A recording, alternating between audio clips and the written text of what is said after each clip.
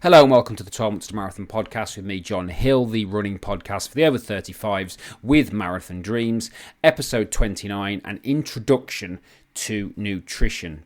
What's going on with me at the moment? I'm into week 9 of marathon training. This is a peak week, so this is a big one. So I'm doing over 60 miles this week, including a 22-mile run, which I did yesterday as I record this, plus a pretty brutal hill repeat session the other day as well. So I'm trying to top out at probably 62 to 63 miles if I can. So my body's feeling it. I'm tired, but that's the whole point of marathon training. And as I'm finding out on Instagram at the moment, a lot of people seem to disagree with my approach about training for marathons and how you should go about it. But hey, we like healthy debate. Healthy debate keeps everything healthy. So, introduction to... and before I forget... Let's just quickly say, tomorrow I'm going to the National Running Show at the NEC here in Birmingham, so I'll be there around lunchtime. I'll stay there for a couple of hours. So if you go into the National Running Show tomorrow in Birmingham, I'll hopefully see you there. Look out for me. I'll be meandering around, trying not to waste too much money on the magic beans. So, sorry about that. We carry on. These aren't that polished, but hey, it's real, baby. So episode 29, Introduction to Nutrition. Now, background. Nutrition is something I'm very passionate about. I studied it quite intensely. I've got a nutrition diploma. My background, as some of you know, is in weight loss coaching and my own personal journey of losing weight, which was 70 pounds lost and 30 kilos. Kept that off for nearly 20 years. I started in 2005. Now, what I want to do today is give you some core principles around how I would think about nutrition first and foremost as a runner. Okay. And this will include weight management as well, to be honest, because a lot of people that do cross my path would like to lose some weight as part of their running journey. Now, there's a bit of a misconception with that, which is that in order to lose weight, you need to run, which actually is the flip reverse of that. So runners run because they're thin. They don't run to get thin. And that's an important distinction to make, yeah? So there are 3 things to cover off with you. Firstly, there is the key elements of nutrition for weight management. Secondly, there's the key principles of nutrition for health. And then finally, there's another little caveat I wanted to add on just to help you out, I think, which is going to benefit you. So first and foremost, if you have got any sort of weight management ambitions or things like that, number one, if you're over 35, which a lot of people who listen to this podcast are, your body's working against you. Not in a terrible way, but there's hormonal stuff going on as we age, both male and female, that will impede or make weight management more challenging. Not impossible, but more challenging. I'm probably in the best shape of my life at 47 when I was in a right mess at the age of 28. So it is possible, but you haven't got the leeway or the freedom you once had. So you might find that if you were a runner, say in your early 20s, and you could just run all the time and eat what you wanted and never put a pound on, great. Now you probably haven't got that luxury. You will never out-train a bad diet. That's both from a weight management point of view and an inflammation point of view, and that's really important to say. But what we want to do is make sure that we improve or maintain your relationship with food, because I'm not a you shouldn't eat anything person. I'm also a not, oh, it's okay to eat everything person. I'm somewhere in the middle.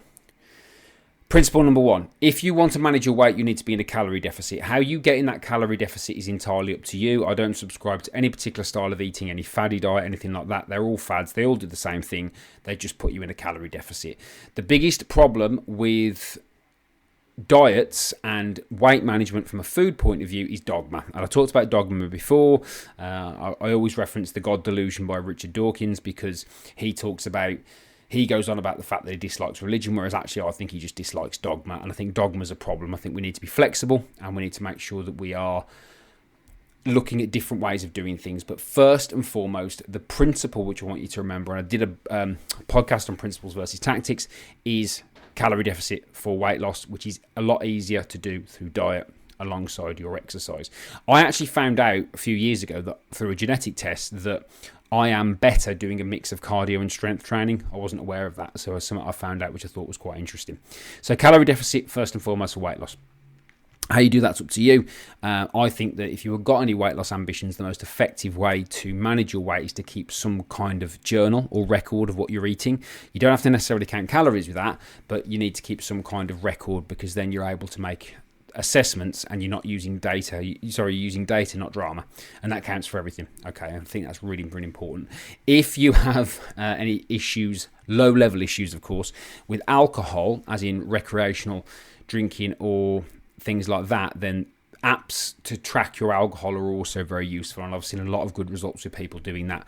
Just making themselves aware of that, not being perfect, not abstaining and being sanctimonious, any of that stuff, but just being aware of things will really, really help you. So number one principle, calorie deficit for weight management and keeping your weight down to help you be a better runner, because I think you need... I don't think you necessarily need to excessively monitor things as a runner, but I do think it helps. I've stopped weighing myself because it doesn't help me, and I can perform at the weight that I'm at, but I know that if I shed a few pounds of fat, unnecessary fat, that would of course help me to be a better runner, because it's physics, it's common sense. But you've got to be careful there, because what we don't want to do is destroy your relationship with food. So that's the first one. Second principle, the bulk of your diet should be healthy. Okay. Now, how do we understand what's healthy and what's not? Right. Here's a really good way to do it. Has a food how much processing has a food gone through? Yeah. So is that food as close to its natural state as possible on the whole? Now, I'm not one of these people that says you must eat clean or real food all the time, but I do believe that the bulk of your food, or the bulk of your food intake, you should eat foods that are as close to their natural state as possible. Yeah. So if someone's got a list of ingredients that's 50 ingredients long, then potentially that's not as close to its natural state as possible. Now, one of the biggest problems that runners face, of course, is license to carb. And if you're eating loads of beige food, not only is that going to perhaps impede your weight management, but it also will cause inflammation. And inflammation is a big problem. And that's, to be honest, that's a separate podcast. It's not a detailed subject, but it needs its own time. I don't want to cover it here because I want to make sure these principles are bedded in. So let's give you an example. So a jacket potato versus a bag of chips or fries for our American friends.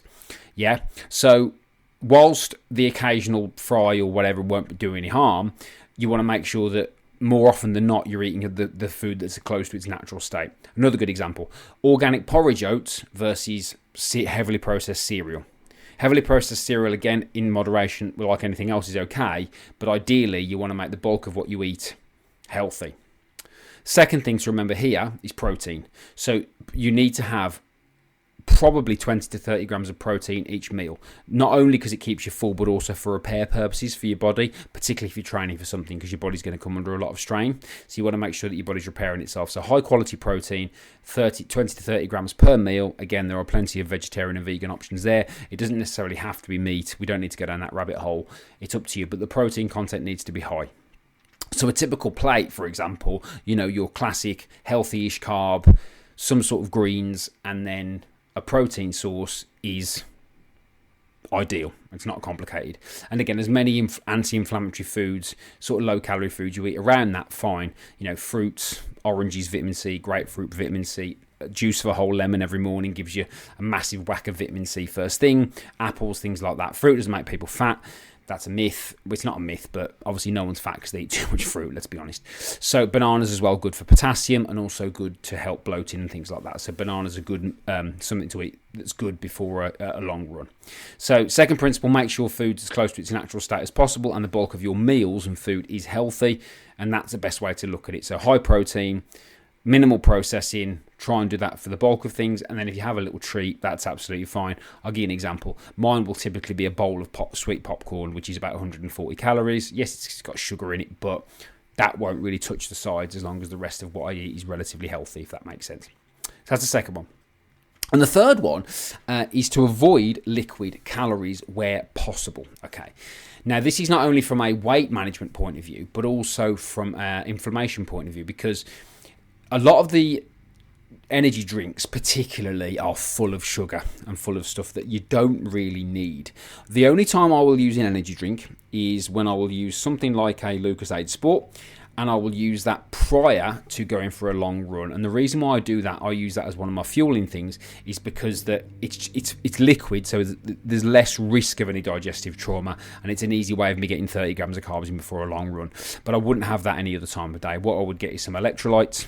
I use the tablets, which dissolve in your water, and I would use electrolytes mainly than trying to buy energy drinks. So avoiding liquid calories, sodas, moderate your alcohol consumption, not only from a weight gain point of view, but also from a health point of view as well, particularly if you're running more, because you want your body to work, and you want your body to work well.